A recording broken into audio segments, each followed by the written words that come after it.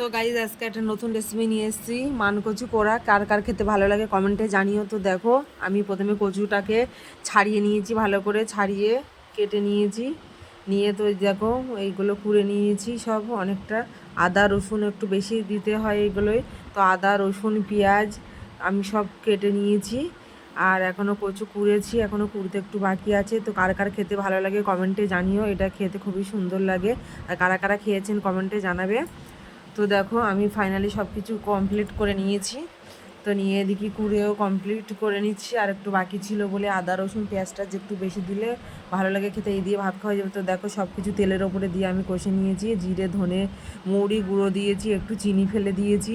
তারপরে যা যা বাটা গুঁড়ো মশলা সব কিছু দিয়েছি, একটু অল্প সামান্য চিনি দিয়েছি। গুঁড়ো মশলা দিয়ে আমার ফাইনালি কমপ্লিট হয়ে গেছে। তো দেখো বাড়িতে একবার হলেও ট্রাই করে দেখো, খুবই সুন্দর লাগে। আর কে কে খেয়েছেন জানিও। সো আমার এটা রেডি হয়ে গিয়েছে কচু। দেখো তো কেমন হলো কমেন্টে জানাতে ভুলো না। বাড়িতে একবার হলেও ট্রাই করে দেখো। সো দেখা হচ্ছে পরে ভিডিওতে। Tata, bye bye.